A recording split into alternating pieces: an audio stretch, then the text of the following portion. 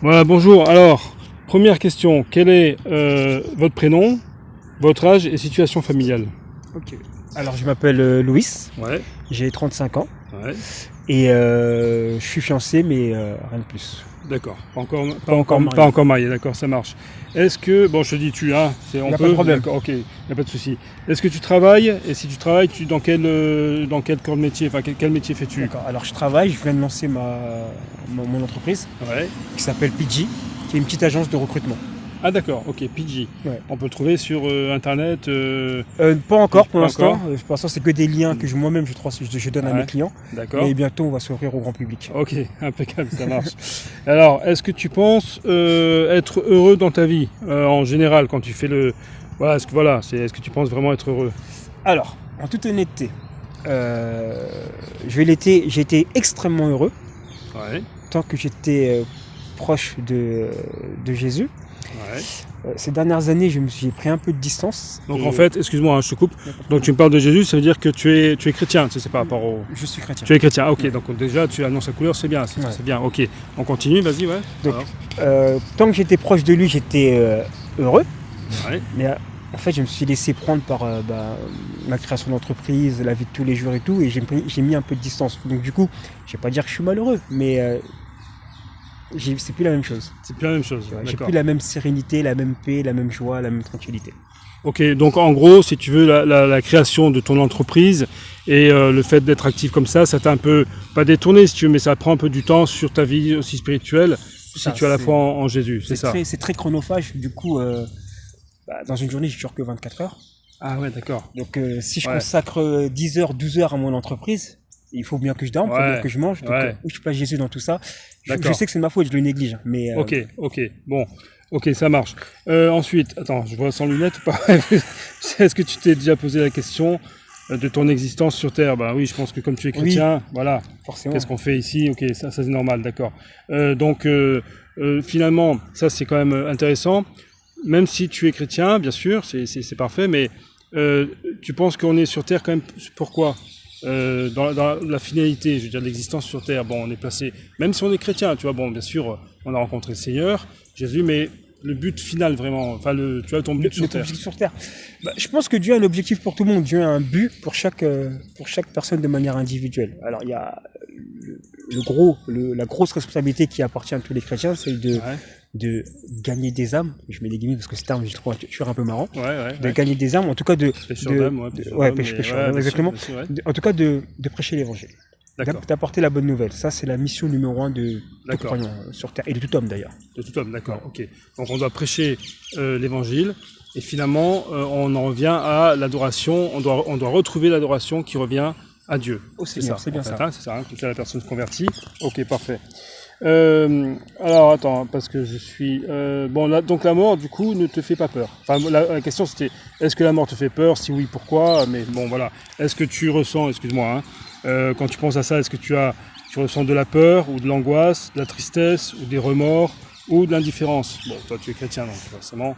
Alors, justement, non. Alors, Ouais. je suis chrétien, Ouais. mais c'est vrai qu'il y a 2 temps dans ma vie. Il y a le chrétien que j'étais, je parle le passé parce que, comme j'ai dit avant, j'ai pris un peu de distance, Bon, d'accord. qui ne s'inquiétait pas de la mort et qui ne traversait même pas l'esprit. Ok. Aujourd'hui, avec un peu de distance, C'est bon, avec la distance que j'ai pris un peu avec le Seigneur, du coup, oui, je m'interroge. Si je meurs, où vais-je aller? Est-ce que Dieu sera fier de moi? Est-ce qu'il va me dire, viens, rentre dans la paix de ton maître, ou il va me demander des comptes? Ça te fait penser, excuse-moi, à la parabole des vierges. C'est exactement Ok. ça. Des 10 vierges. Ouais, les 10 Et vierges. des 2 serviteurs, enfin des 2 ou 3 serviteurs, je ne me rappelle plus. Ouais, d'accord. À qui Dieu a donné chacun D'accord. une certaine tâche à remplir, puis il y en a un qui, par souci ou par peur, a caché sa petite pièce, et quand le Seigneur est venu, il dit, bah tiens, ce que tu m'as donné, je te le rends, j'ai eu peur et tout. Et du coup, Ouais, ok. Je crois qu'il a enterré plutôt Ouais, que de voilà, faire plutôt que de faire fructifier, Après, il a dit, exactement. regarde, je t'ai gardé, Voilà. ouais, mais c'est pas assez. Enfin, le Seigneur, il a dit, non, c'est... C'est pas ce que je voulais, tu as Ouais, pu le ok, mettre à je la comprends. banque et ça Ok. aurait généré des intérêts. Donc toi, en gros, tu as quand même l'appréhension, comment dire, que le Seigneur, que tu ne rentres pas dans le royaume de Dieu parce que vraiment, tu penses être être dehors, enfin pas actuellement si tu veux, mais tu as un peu cette crainte-là. Alors, Si je meurs, qu'est-ce qui va se passer? Alors c'est pas que parce que même dans le christianisme, moi, j'ai l'impression qu'il y a deux écoles. Il y a ceux qui disent que le salut est acquis et ne se perd pas et peu importe. C'est ce que je pense. Ok. On peut en parler. Et puis il y a ceux qui te disent que il faut travailler son salut, crainte et tremblement, et ça peut se perdre. Exactement. Et du coup, moi sur ça, je sais pas trop me positionner. Ah, d'accord. Donc forcément, quand tout va bien, on se pose pas la question. Mais quand ça va mal, c'est là comment. Alors j'ai envie de croire à la première école parce que ça m'arrange, mais ce qui m'importe, c'est d'avoir la vérité. Ouais, d'accord. Donc forcément, oui, je me pose la question, mais sans avoir peur. Hein, c'est pas non plus un truc qui me hante, mais forcément, on s'interroge parce que c'est normal. Vu que je suis dans un moment assez distant avec Dieu, donc forcément, je me pose la question est-ce que mon salut il est vraiment acquis ou est-ce que je peux encore le perdre? D'accord. Je te pose la question. Je me pose sincèrement, ouais.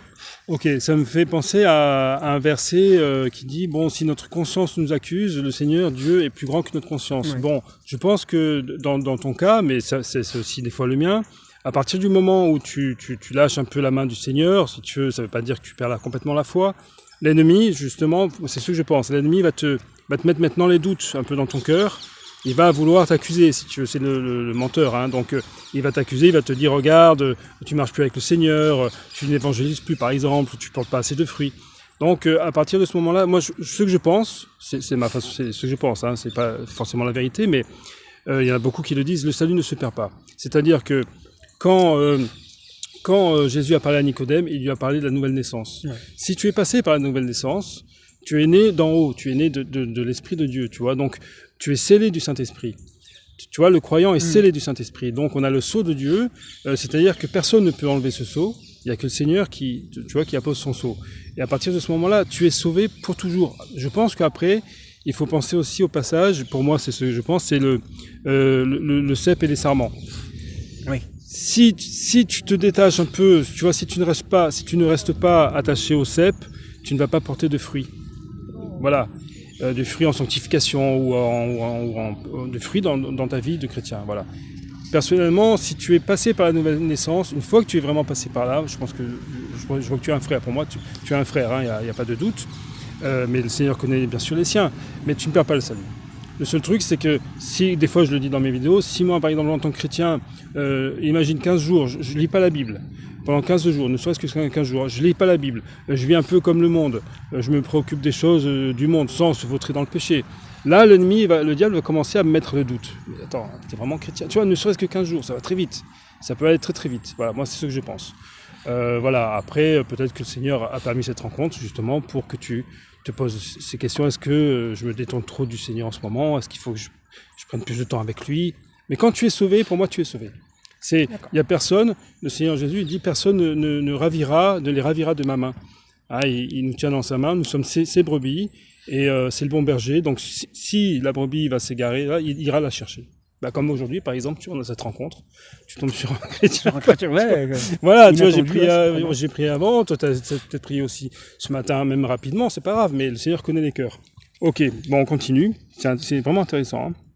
Alors, donc tu penses, bien sûr, quand même, que tu vas au paradis, puisque on parle entre chrétiens. Après, moi, si tu veux, je vais pas faire trop long. Après, à partir de ce moment-là, moi, je commence ma façon d'évangéliser. Je dis, voilà, dans la Bible, il est écrit qu'il n'y a pas un seul juste, pas même un seul, personne ne fait le bien. Et je pose vraiment la question, est-ce que tu penses que vraiment tu fais le bien? Est-ce que c'est ça qui va te sauver, t'ouvrir le... D'accord. Ensuite, tu vois, j'ai marqué Jean 3,16, car Dieu a tant aimé le monde qu'il a donné son Fils. Ça, c'est pour interpeller la personne par rapport à ce verset. Et Romains 3,22, d'où tous sont péchés, ils sont privés de la gloire de Dieu. Ils sont gratuitement, je le dis pour ceux qui vont m'écouter, ils sont gratuitement justifiés par sa grâce, par le moyen de la rédemption qui est en Jésus-Christ. C'est lui que Dieu a destiné par son sang à être pour ceux qui croiraient victime propitiatoire afin de montrer sa justice. Donc voilà, c'est par la croix de Jésus, c'est par la foi en Jésus-Christ que nous sommes sauvés. C'est, bien sûr, on annonce la repentance des péchés. On annonce la repentance des péchés et le salut en Jésus-Christ. Quand tu mets vraiment toute ta foi en Jésus, que tu lui as donné ta vie, tu es sauvé une fois pour toutes. Voilà, tu es vraiment sauvé. Après, je pense que voilà, c'est toi, il n'y a pas de souci. Tu as un frère, je vois bien, tu as un frère. C'est aussi l'esprit du Seigneur qui nous montre et qui nous unit. On le sent très bien rapidement dans la discussion. Et ton salut, tu le perds pas. Ton salut, tu le perds pas. Seulement, le Seigneur va te dire, bon, ça fait rien. Allez, tous les jours, un quart d'heure, tu reprends la parole. Ouais. Tous les jours, un petit quart d'heure. C'est même 10 minutes. 10 minutes, déjà, c'est bien. Tu peux faire pas mal. Et tu pries. 5 minutes. 2 minutes, peu importe. Des fois, c'est une prière courte, tu vois. Tu reviens, j'avais demandé à cette demoiselle, mais comme elle faisait du sport, elle dit non, on fait du sport, la prochaine fois on sera plus arrangé. Voilà, mais on va prier pour elle aussi. Bah, écoute, je te remercie. De rien. Merci beaucoup. Est-ce que tu as autre chose à dire par rapport alors à ta foi ou même à ton entreprise que tu es en train de... Profites-en, hein, ça va être sur YouTube, donc Alors, on va rester sur la foi parce que c'est quand même ouais, ce qui est quand même plus important pour ouais, moi. bien sûr, bien sûr. En tout cas, trouvez toujours le temps. Délaissez pas Jésus. Tout simplement, délaissez pas Jésus. Ne vous laissez pas ronger. Ouais, vas-y. Ne vous laissez pas ronger et Accaparé. par le monde ici-bas, en vérité. Hein, C'est ça. que ce soit Complètement. les loisirs, votre travail, Complètement. votre entreprise, peu importe ce que c'est. Bien sûr. Et c'est vrai, on s'en rend pas compte, mais ça nous ronge petit à petit, puis on se retourne, on se rend compte qu'en fait, je ne prie plus. C'est le piège. Même le dimanche, du coup, des fois, j'ai des rendez-vous, je suis en déplacement, donc j'ai pas le temps d'aller à l'église. Et la déconnexion, elle se fait vite, quoi. Ça, bah ouais. Et on se ouais. réveille, et des fois, on se réveille, on voit, il y a déjà des kilomètres à parcourir, et Ouais, on se dit, comment je vais faire pour remonter tout ça, quoi. bien sûr. Donc, s'il vous plaît, surtout, Jésus toujours en premier. Jésus. Toujours le Seigneur. Toujours le Seigneur. J'ai fait l'erreur de ne pas faire ça.